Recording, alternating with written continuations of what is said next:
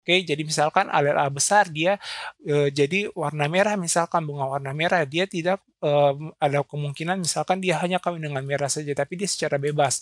Oke, agar memang, kondisi acak ini dia menjamin bahwa tidak terjadinya suatu perkawinan secara sengaja atau secara pilih gitu. Oke, ini, mungkin ada beberapa sumber, ada yang lebih dari 5 syarat, kesetimbangan Hardy-Weinberg, tapi mungkin di video ini saya hanya membahas ke, 5 syarat kesetimbangan Hardy-Weinberg ini.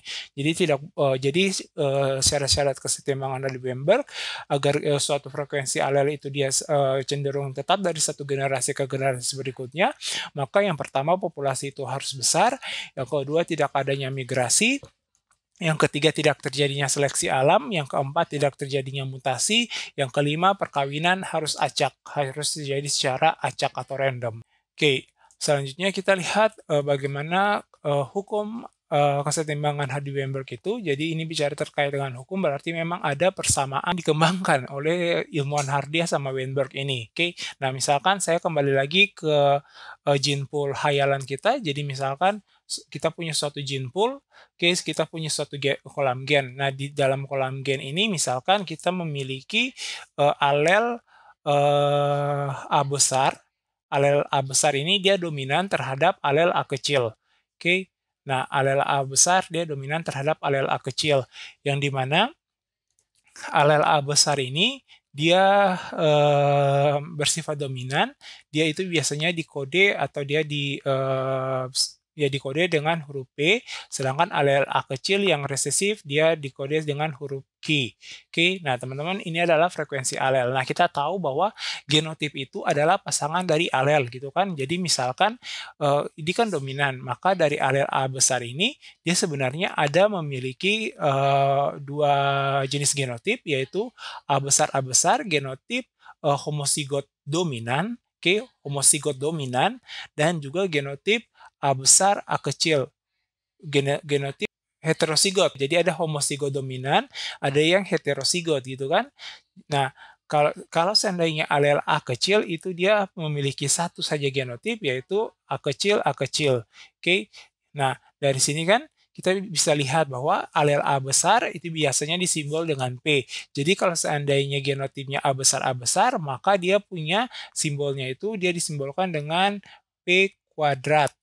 Oke, jadi artinya bahwa ini adalah jumlah, genotip atau jumlah individu individu yang homozigot dominan. Oke, nah kemudian di sini ada alel, heterozigot.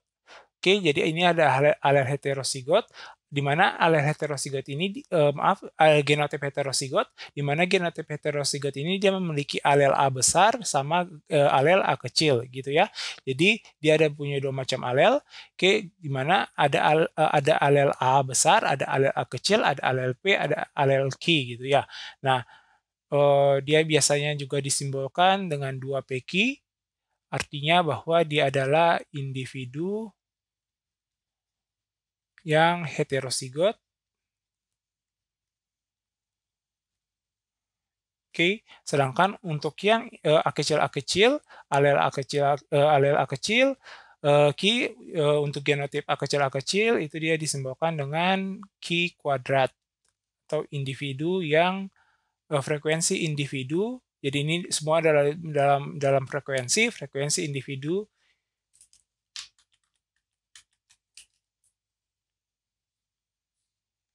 yang homozigot resesif. Nah, sebenarnya, dari persamaan awal kita tahu bahwa dalam satu, kolam gen ini ya, saya berangkat dari persamaan ini, dalam satu kolam gen ini, apabila alel P besar, dia dijumlahkan dengan alel A kecil, oke, alel A besar dia dijumlahkan dengan alel A kecil, maka karena ini adalah suatu kondisi kesetimbangan, berarti dia sama dengan 1, gitu kan. Jadi P tambah Q sama dengan 1. Nah, nanti kita tahu bahwa genotip itu dia merupakan pasangan dari alel. Oke, genotip itu adalah pasangan dari alel.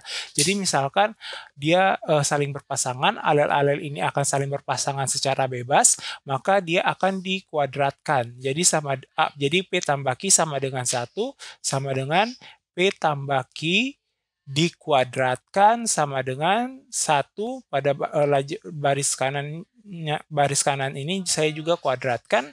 Oke, sehingga di sini kita dapat persamaan kuadrat yaitu P tambah Q dikuadratkan sama dengan P kuadrat ditambah 2PQ ditambah Q kuadrat sama dengan 1. Nah, ini adalah persamaan